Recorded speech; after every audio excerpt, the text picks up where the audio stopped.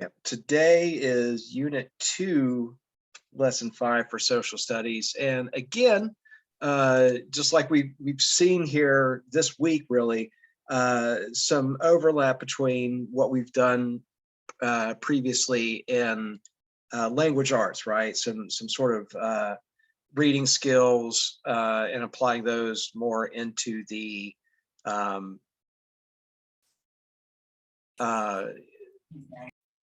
into the world of social studies to help us follow along with that information and help us process information in different ways. So we'll sort of focus on the historical part of it, and from there we'll just go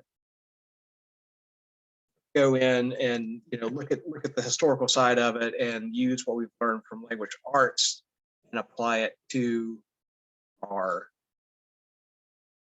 history. All right, so lesson 5, sequence. And what we'll be doing today, by the time we finish our lesson here, is sequence events in chronological. That's a weird phrase. Sequence events chronologically. There we go. That's right. Examine how one event can lead to another to produce an outcome, right? This is kind of familiar, right? Kind of sounds like cause and effect there. Recognize how past events might affect current events. Make predictions about future outcomes.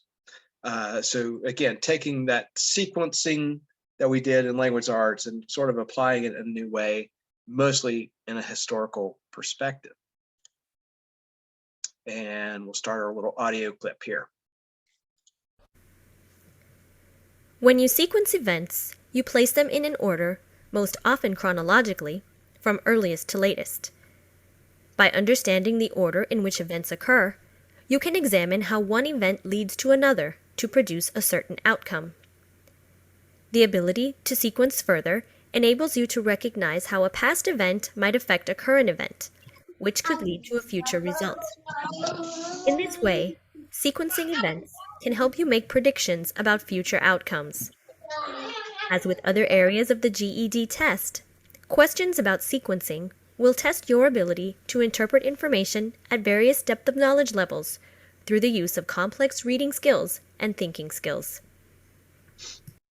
Yeah, and that's the broader idea, right? We're building on not only our tool set to analyze information, but learning new information. So building on our previous knowledge and adding to it. And again, as I mentioned, we've sort of, as we're learning these new skills, we're moving through time. We did a lot early on with, the early age of exploration, right? Like from the late 1400s with the Portuguese and the Spanish and the French that started exploring.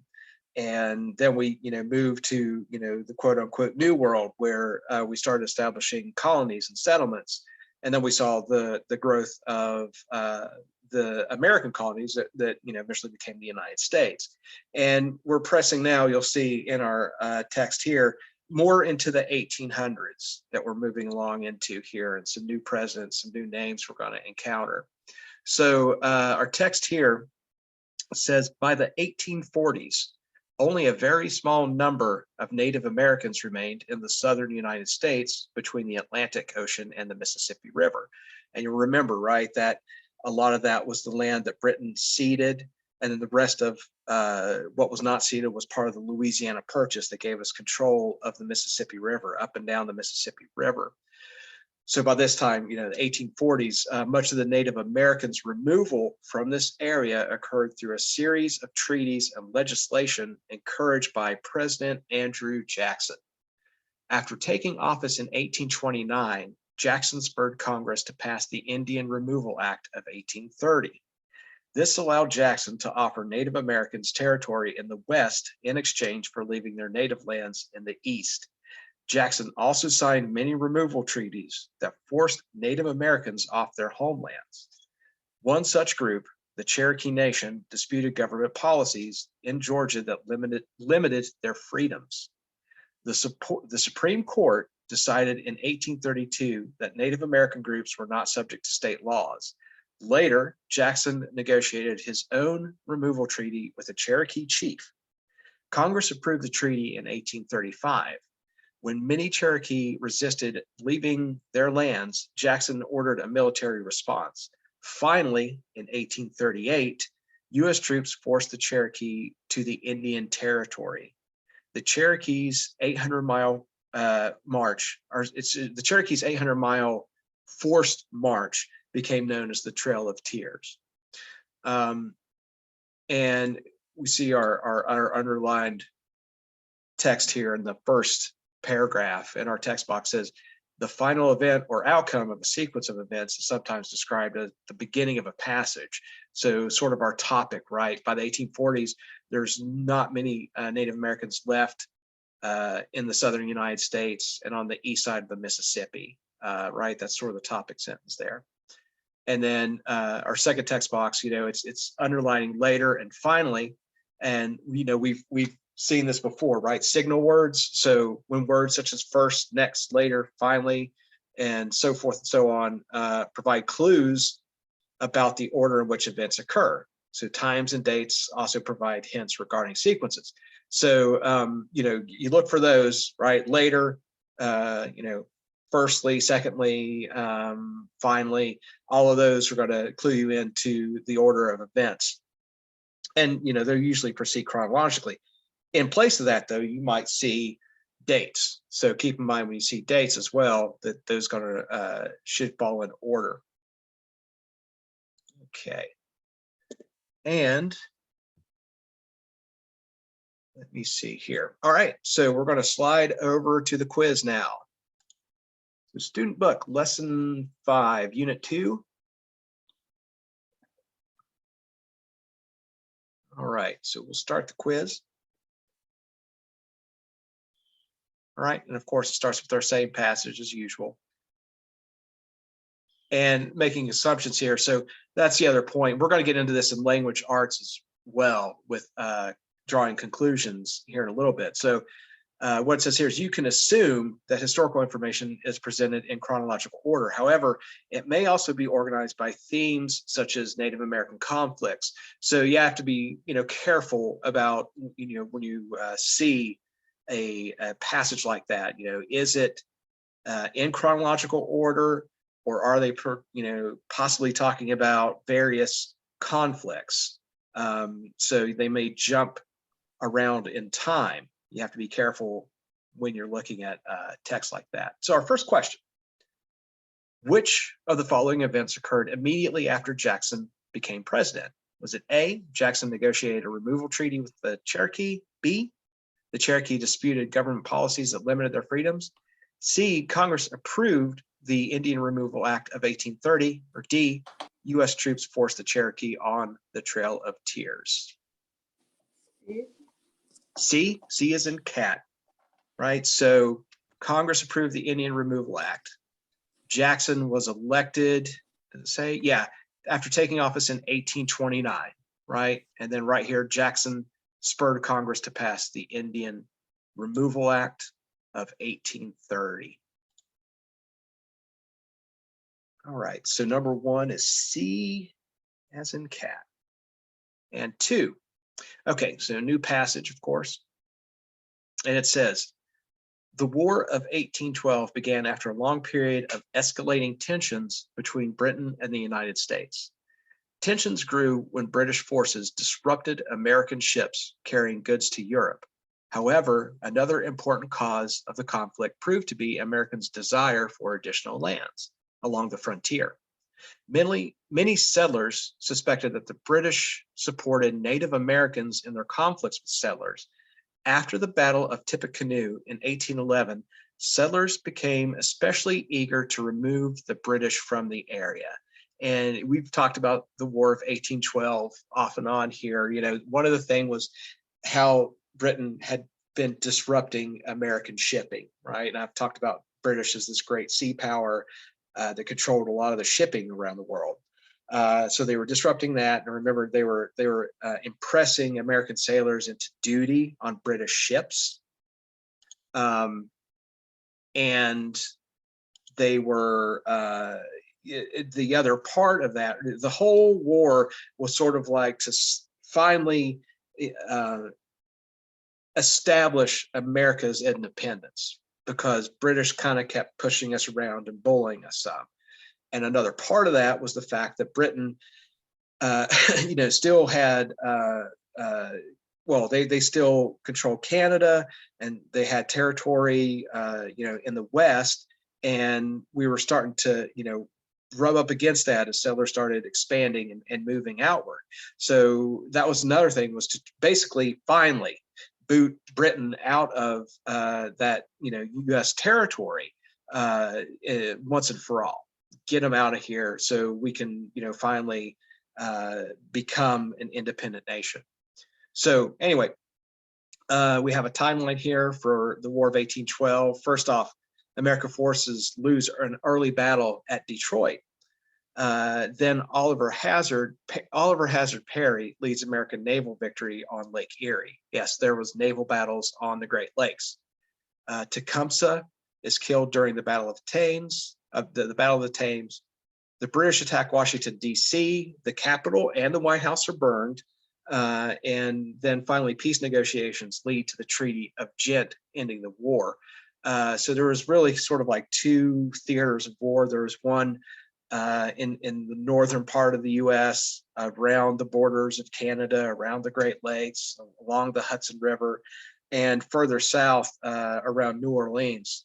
There was also a lot of fighting. And there were some open water battle as well, naval battles.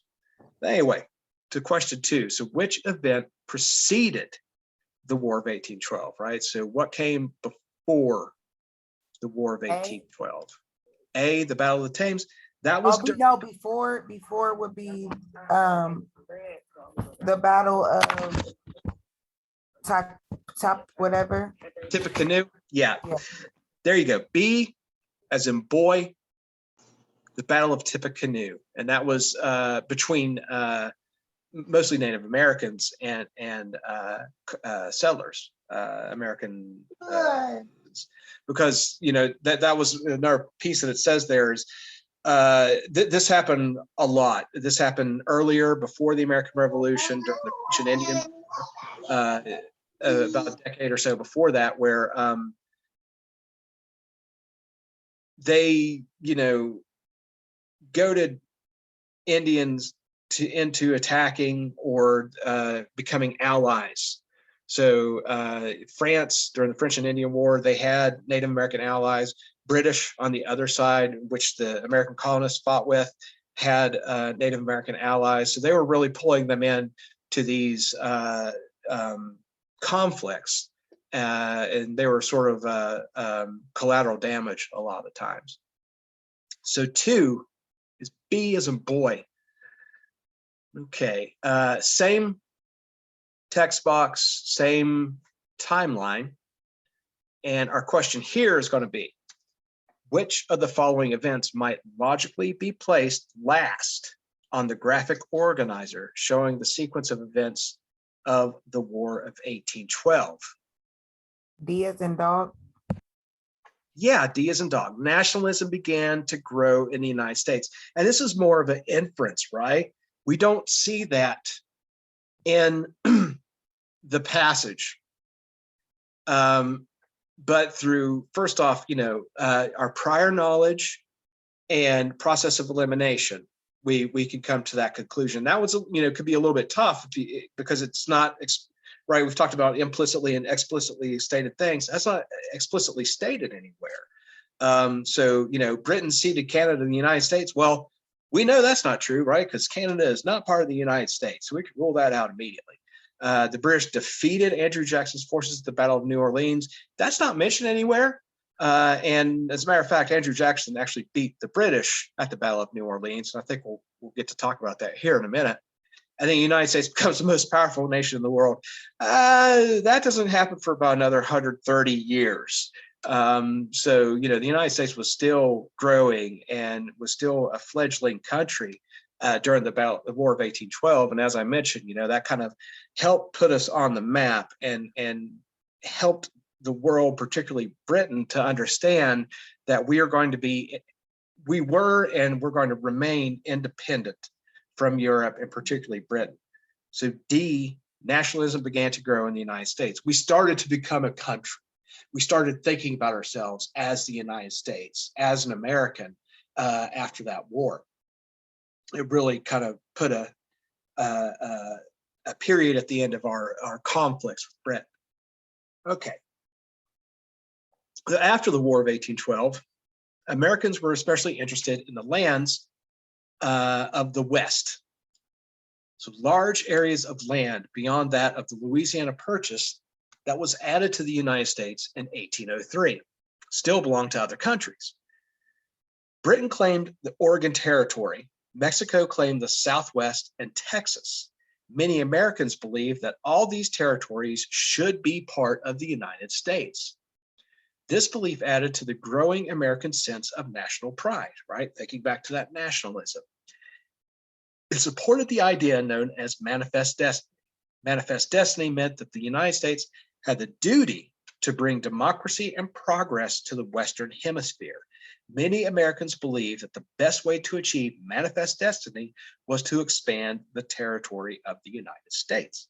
We've mentioned that as well, right? This idea that we should basically occupy all of that territory from the Atlantic to the Pacific and bring progress and democracy across the continent. So, which of the following scenarios follows an accurate sequence of events? So, drawing on our previous knowledge and what's in the passage here, is it manifest destiny, Louisiana Purchase, then the American Revolution? Or is it B, American Revolution, Louisiana Purchase, War of 1812, manifest destiny? Is it C, American Revolution, manifest destiny, War of 1812, Louisiana Purchase? Did you say B? C as in cat? C, it is B. B. Yeah. But And yeah, so American Revolution was first, right? That's when we won our independence from Britain. And then Thomas Jefferson, right, early on in 1803, I have to go back and take a look, 1803, I believe it is, he acquires that big piece of land from Napoleon. We talked about that, you know, as far as supposed to get this French. answer just from the passage that started with number 4, or were we supposed to take everything that, were we supposed to go up and find some things in the other passages too? Well, in this case, it's more about all the prior knowledge. So it's not anything within just one text here or there. Your clues here are, you know, after the War of 1812 and manifest destiny. But yeah, you kind of have to think about just our previous lessons and you know, process it that way. So yeah, there's no, this is one of those kind of, there's going to be a few of these here and there where it's like, okay, I got to kind of think about some of the previous lessons and how that goes in order. The text does give you a few clues. You do see that like manifest destiny comes last, but as far as what goes in between there, you know, you have to kind of think about, you know, the American Revolution is something we talked about several days ago. That's when we won our independence. Louisiana Purchase, we talked about a lot yesterday. War of 1812, and then manifest destiny. And then process of elimination, you know, you can kind of use that here on some of these because some of this stuff doesn't, you know, even without that prior knowledge doesn't make a lot of sense. Like D, for example, manifest destiny, Indian Removal Act, Louisiana Purchase. We've actually seen enough just in the text boxes above that we know that basically the Indian Removal Act was really sort of before that. All right, so B as in boy, American Revolution. So, but thanks for pointing that out. You know, this is you know, one of the things we have to deal with, right? Is sort of fleshing those answers out, even if it's not all presented there. Same thing with like when we look at those maps and we have to learn the states. You know, a lot of those questions ask you about states, but you know, they don't name the states on the map. You have to have some prior knowledge there. And then finally, number 5. So which event might follow the feeling of national pride that Americans experienced after the War of 1812?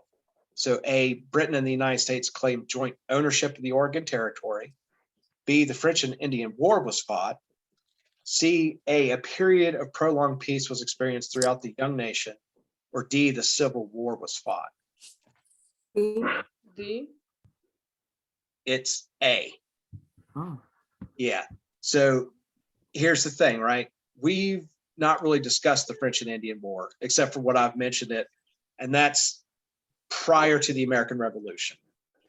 A period of prolonged peace is something else that we really haven't discussed.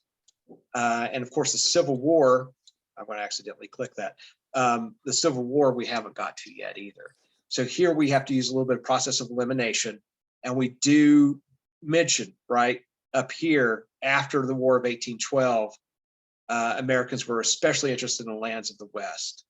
Large areas of land beyond that of Louisiana Purchase that was added to the United States in 1803 still belonged to other countries.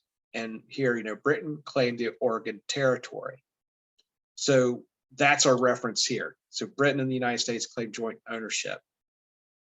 And, you know, again, it's an inference. So it's asking us what might follow the feeling of national pride. That one's a little tricky. I have to admit, that was a little tricky, but that's A for that. All right, so I'll submit here. We'll run through the answers real quick. All right, one was C, as in cat. 2 on our timeline here was B, the Battle of Tippecanoe. B as in boy. 3, D as in dog.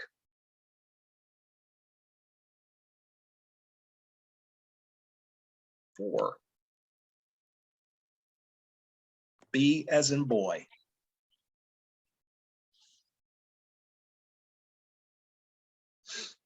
And 5, A.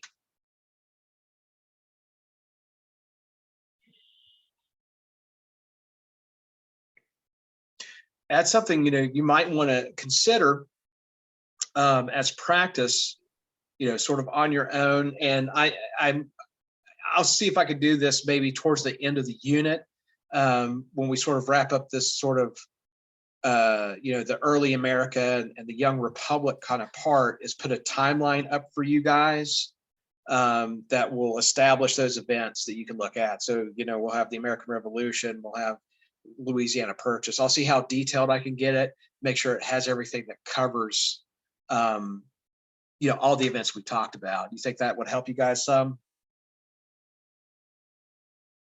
All right. Yes, it would. All right, cool. I'll look into that. All right, so on to our workbook.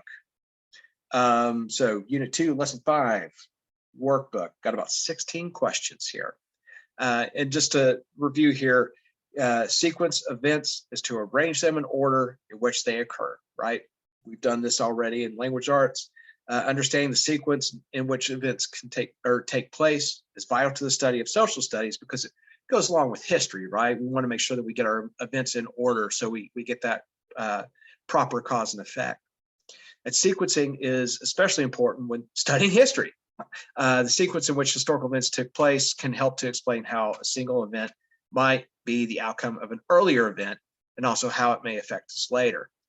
Watch closely for words or phrases that indicate a description of a sequence of events. Authors usually write about historical events chronologically or the order in which they occur, which would also be chronologically. But chronologically tends to focus more on actual dates. At times, however, authors may move back and forth in their descriptions in order to write about a particular subject. So if it's a very detailed subject you're getting into, you might you know, have a chapter on like one set of battles in, you know, the American Revolution, and then you'll go to another set of battles that might overlap that, you know, things like that. All right, so our next set of information here. So first we'll look at this order of events here, a little timeline. So we're going to be talking now about what's this era of peace that started in Europe in 1815. And we'll get a name for it down here below. And political leaders in the United States began to focus on domestic issues. We'd settled our international dispute with Britain in the War of 1812, we can now focus on growth within the United States. And as part of that, what it says next is Americans began to push Native Americans off their lands east of the Mississippi River. And then finally, many Americans established farms on lands once controlled by Native Americans.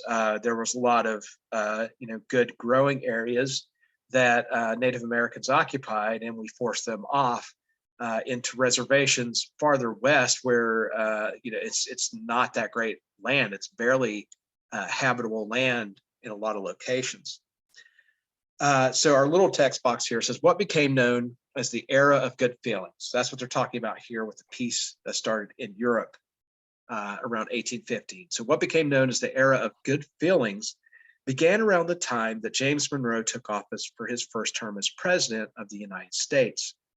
The Democratic Republican Party, which Monroe represented, had become much stronger than the Federalist Party. Monroe proved to be a very popular president with the American people.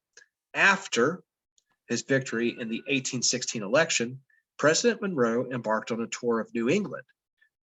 During this celebratory tour, a Massachusetts newspaper coined the term era of good feelings. We mentioned, the Democratic Republican Party before, right, was more about states' rights. Federalists were more about stronger central government. And it says over here, sequential graphic organizers show the order of events from left to right or top to bottom. The arrows indicate movement from one event to the next, right? Really intuitive. Left to right, of course, in the Western world is usually how we read, or things up and down. So that's kind of intuitive for us to look at information presented that way. And then, we had our little word here circled after. And again, it's telling us, look for those keywords and passages that indicate sequence. Here, the author uses the word after to indicate where Monroe went to New England. So look for those signal words as we go along. And into our workbook. All right. And as usual, it wants to start us around question 3 instead of at the top for some reason. So I'll push us back up to the top here. And again, with the same text we just read, right? The era of good feelings began around the time James Monroe took office.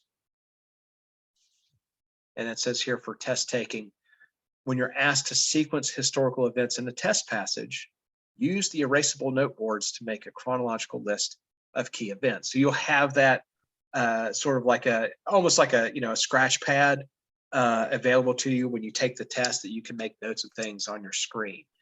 So you could sit there and actually make an outline as you go along when you're working through things. Okay. So our first question here for the workbook: which of the following events preceded James Monroe's tour of England? Again, so what came before Monroe's tour of New England? The use of the term era of good feelings. B, the fall of the Democratic Republican Party. C, Monroe's reelection as president. Or D, the election of 1816. D. Your D is in in dog. Yeah, so the election of 1816, right? That was his first term. He was reelected, but 1816 was James Monroe's first time he won the election. So D is in dog, the election of 1816. All right, same text, our same order of events here. Okay, and that is, number 2. So why did many Native Americans lose their land? So A, a war began in Europe. B, they wanted to move west of the Mississippi. C, settlers wanted to farm their land. Or D, Monroe ordered them off their lands. D. So it's C. C is in cat. Okay, and it mentions here, right,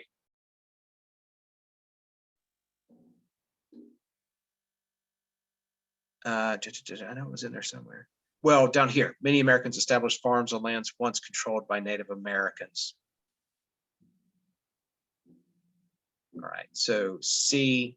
And of course, we can eliminate war in Europe. That doesn't have any effect on Native Americans here in the U.S. We know they did not want to move across the Mississippi, right? They were, they were happy where they were, and Monroe ordered them off their lands. We don't have any like legislative acts or presidential, executive orders or anything like that yet. We're going to get to that. Okay, and then we have another timeline of the Battle of New Orleans, which was the last battle of the War of 1812. And it actually happened after we had already signed a peace agreement or a treaty with Britain, the Treaty of Ghent. So, because it's 1812 and you can't just pick up your phone and call Andrew Jackson, who's getting ready to start a battle down in New Orleans, like, hey, war's over. The Treaty of Ghent was signed and the war was technically over before this battle. And it was actually one of the battles that we won. So it really had no impact on the outcome of the War of 1812. So the question here is asking what happened after the Americans won a decisive victory in the Battle of New Orleans, and we got our hot spots, right? We're going to select one of these. So let me read through them real quick, and we'll see which one happened after the Battle of New Orleans. So British hoped to gain access to Mississippi Valley by capturing New Orleans, right? I mentioned we have various theaters of war during the war. British and American forces arrive in New Orleans in late 1814. On December 24th, 1814, British and American diplomats in Belgium make peace and agree to Treaty of Ghent. All right. Many small conflicts occur near New Orleans in late 1814 and early 1815. News of the signing of the treaty has not reached the United States. There's no telegraph wire yet. There's no way you still got to put that letter on a boat and then truck it all the way over across the Atlantic to the United States. And then after the Treaty of New Orleans or Treaty of Ghent is signed, the main Battle of New Orleans occurs on January 8, 1815. The Americans win a decisive victory, and then finally the British give up and leave for Britain. So what happened after the Americans won a decisive victory at the Battle of New Orleans? Which text box do we need to highlight here? The many small conflicts. It's the very last one, right? Yeah. Here's the Battle of New Orleans. There's the Americans win a decisive victory. And then finally, the British pick up and leave. Okay. And it's hard to say whether, if that battle would have changed like any of the agreements of the treaty. The war itself didn't have, there wasn't any great prize, right, for winning the war. It was almost a stalemate. British really didn't gain anything. The United States really just kept Britain from picking on them. That's really what they won along the way. So so it's going to be that last one there. British give up and leave for Britain for number 3. And then 4, we got our same boxes here. So which box on this graphic organizer explains where the British and the American forces were located when the Treaty of Ghent was signed? So select the hotspot for your answer. So Treaty of Ghent was here. So where was British and American forces located when the Treaty of Ghent was signed?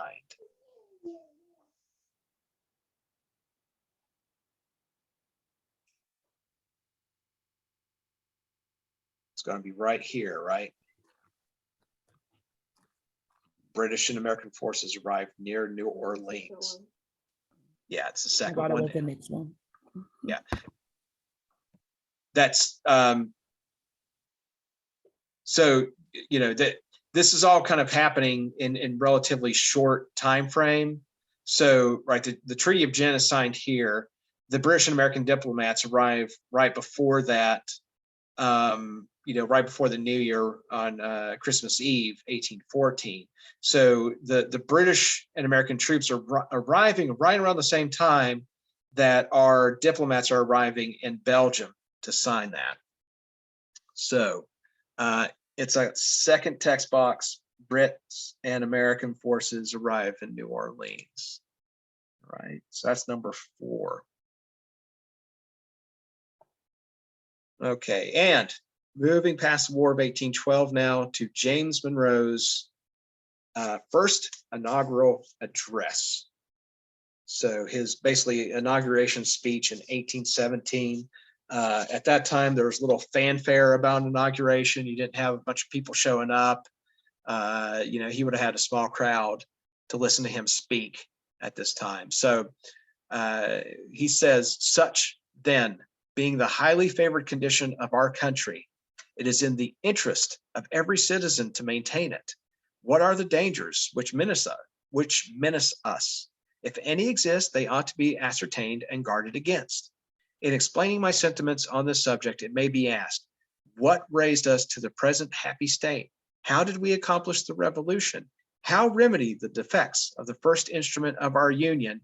How sustain and pass with glory through the late war? The government has been in the hands of the people. Okay, we're talking about sequencing here, right? So he's speaking about things in a particular order. What raised us to the present happy state? How did we accomplish the revolution? How remedy the defects of the first instrument of our union? Prior knowledge, right here. How sustain and pass with glory through the late war, War of 1812. Okay, so which of the following events occurred first, going back to his inauguration? Is it B? B. It's C. Damn it, I knew that. Damn it. Yeah, yeah. Now that's the thing here too. They'll throw you for a loop, right? This is 40 years before the other events. Well, 40 years before his inauguration, right? The election of 1816. So be careful, you know, that it might throw you something that's like happens way, way before any of the other items. So make sure you read through them pretty carefully. So C as in cat, right? The American Revolution happens before any of those other events. C as in cat for number 5. Okay, now we look here. The last challenge Monroe describes, maintaining glory through the late war, refers to which of the following events? B as in boy?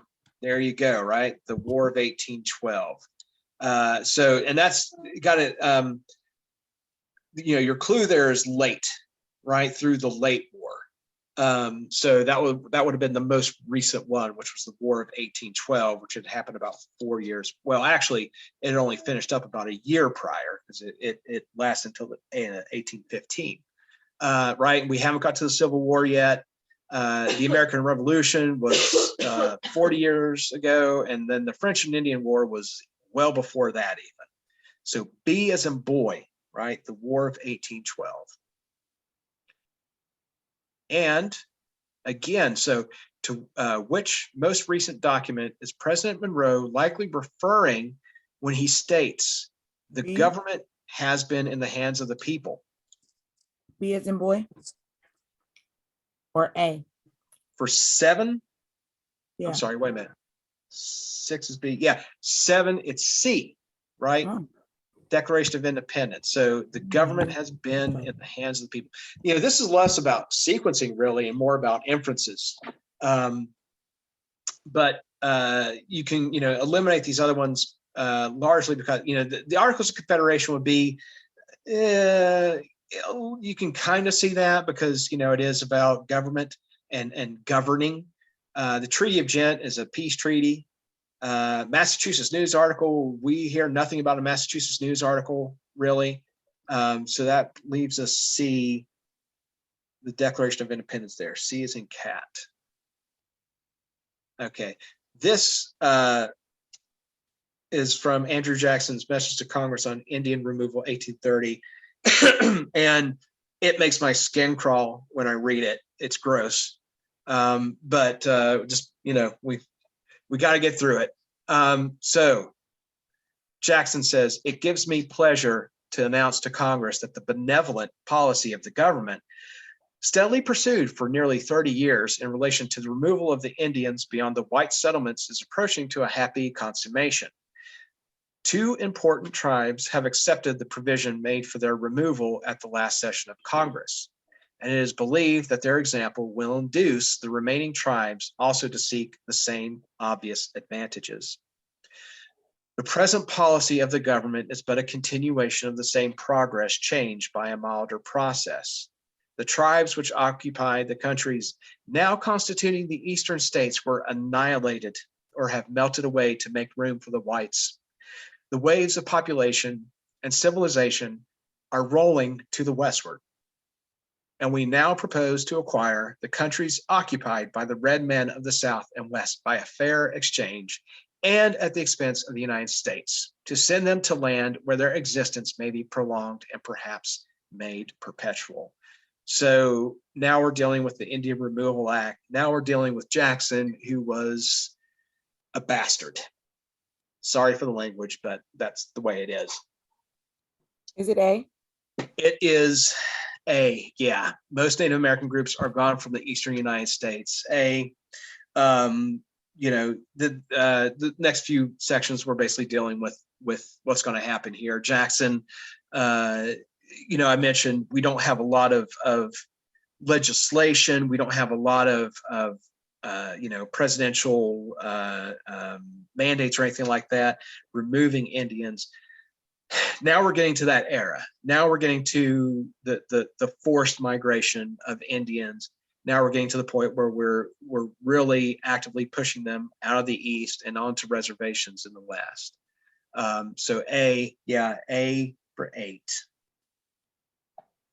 And then what does Jackson suggest about the policies of the United States toward Native Americans?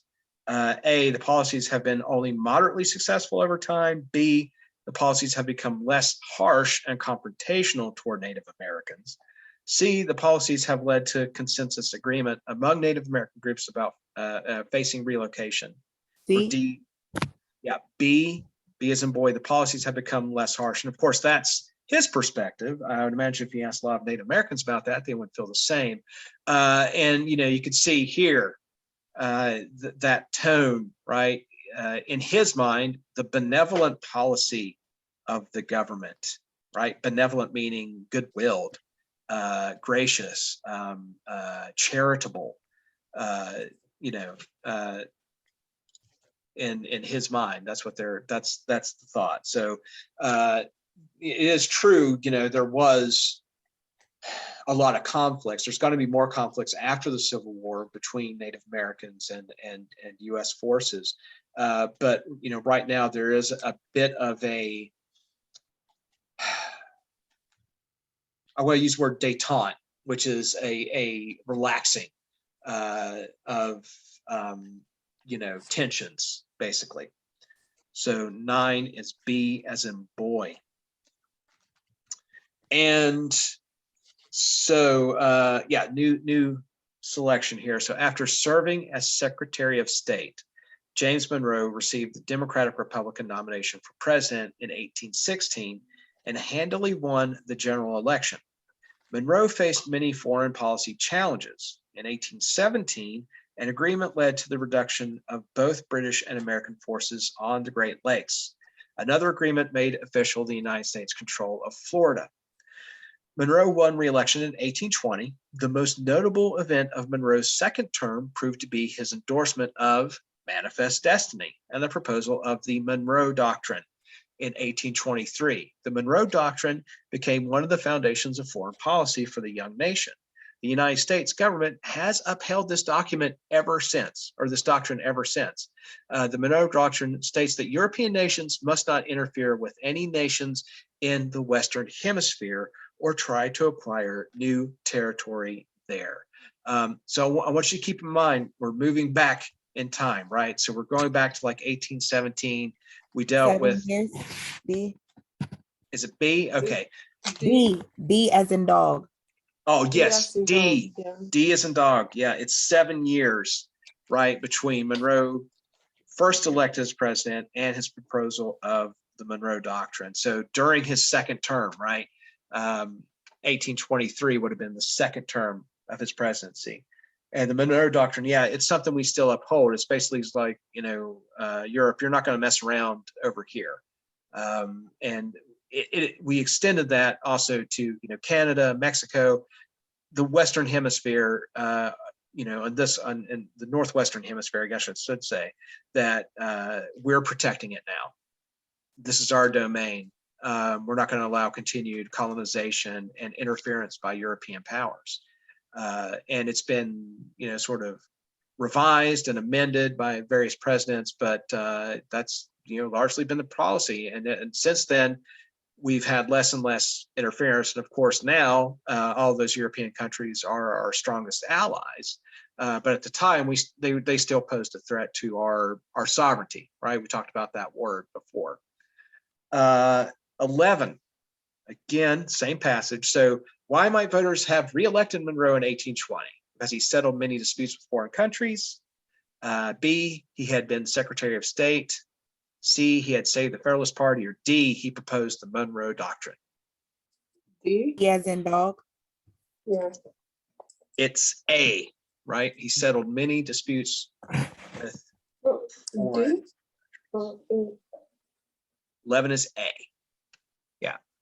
This was his, right? Because we're talking about foreign policy here, settling disputes. He was Secretary of State, but that's not going to be relevant to why, voters would reelect him. He's not a Federalist, right? We know he's a Democratic Republican. And while he did propose the Monroe Doctrine, that doesn't really, give you much reason for reelection. So 11 is A, that he settled a lot of disputes, right? 12. B.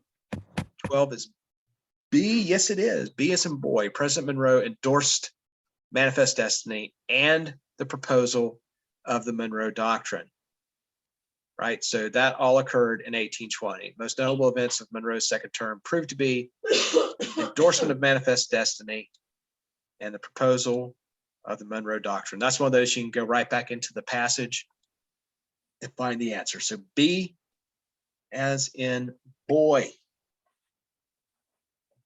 Now looky here, we have a little timeline of expansion. So, kind of like the book ends 1804 to 1836 is the time we're dealing with. 1804, Lewis and Clark expedition begins the exploration of Louisiana Purchase. 1812, Louisiana becomes the first U.S. state located west of the Mississippi. That's important. 1821, Missouri joins the United States. 1830s, the United States designates some western areas as Indian Territory. 1835, American settlers in Texas lead the Texas Revolution against Mexican forces. And then 1836, Arkansas joins the United States. So, which state gained statehood before Missouri? So, Louisiana. there you go, Louisiana. So that's Louisiana.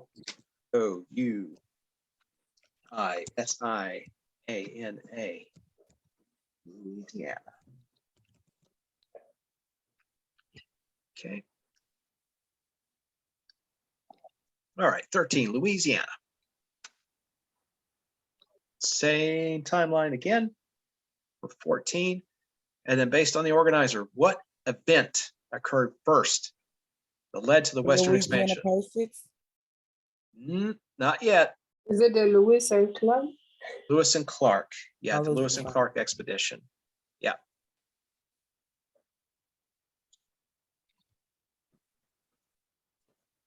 Now, you're not wrong. You know, the Louisiana Purchase did lead to that. Oh, it's got to be expedition, I'm sure. Expedition.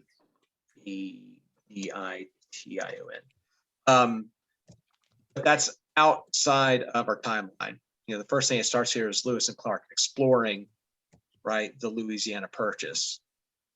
So, you know, and then, you know, keep in mind, you know, test taking skills there are exactly what the question is asking of you.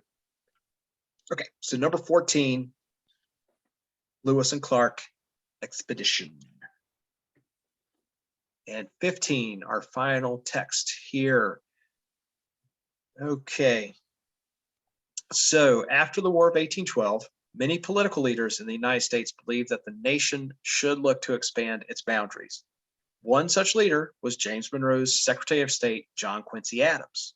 Adams helped develop the policy that became known as the Monroe Doctrine. This policy stated the European colonization in the Americas would be viewed as an act of aggression towards the United States. In addition, the Monroe Doctrine allowed for the possibility of future U.S. expansion within the Americas. All right. So, you know, you've noticed here they bounce around, right? We've talked some about the 1830s and Indian removal, and then we've kind of jumped back, you know, to the War of 1812 and the Monroe presidency. So, you know, if you're taking an exam, you know, keep in mind all the questions may not just flow naturally in a chronological order. It might jump back and forth.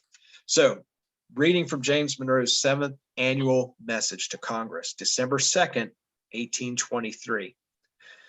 With the existing colonies or dependencies of any European power, we have not interfered and shall not interfere. But with the governments who have declared their independence and maintain it, and whose independence we have acknowledged, we could not view any interposition for the purpose of oppressing them or controlling in any other manner their destiny by any European power in any other light than as the manifestation of an unfriendly disposition toward the United States. So the Monroe Doctrine was likely issued after which event? So A, the United States annexed Texas. B, John Quincy Adams became president. C, Britain agreed to stop continued expansion into Western North America. Or D, Spain asked other European countries to stop revolts in Spanish American colonies.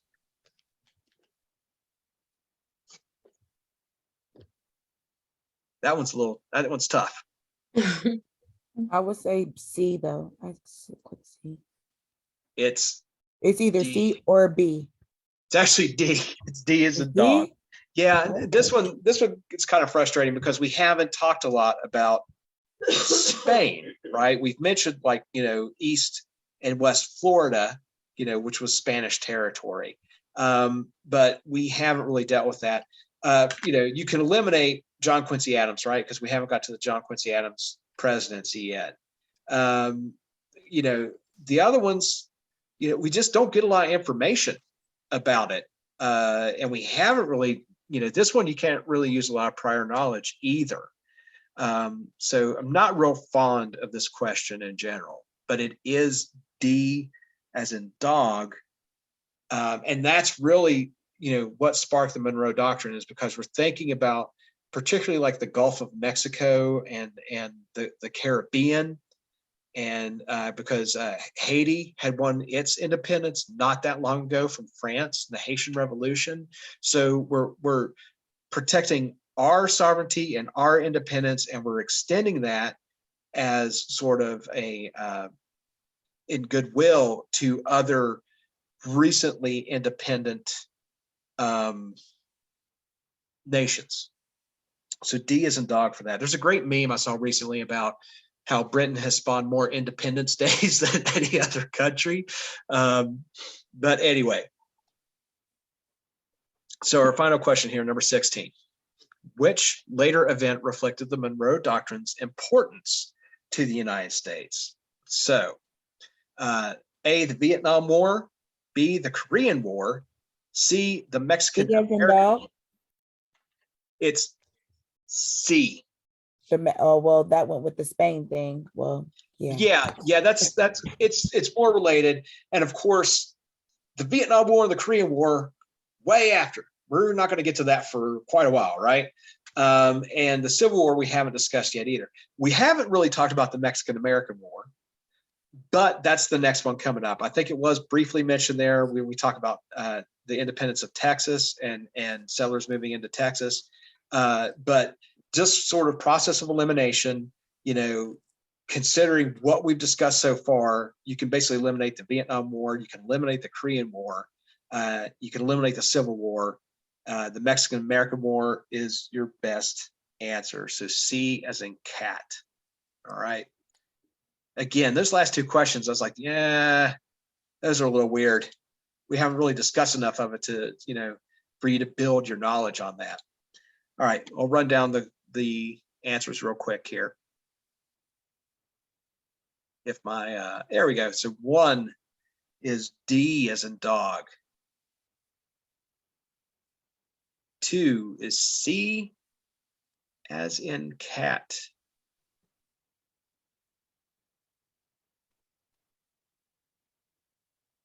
3 was on the timeline, British give up plans and leave for Britain.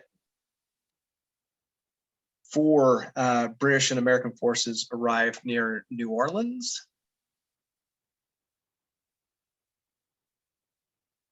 5 is C as in cat. 6, B as in boy. 7 is C as in cat. 8 is A. 9 is B as in boy. 10, D as in dog. 11, A.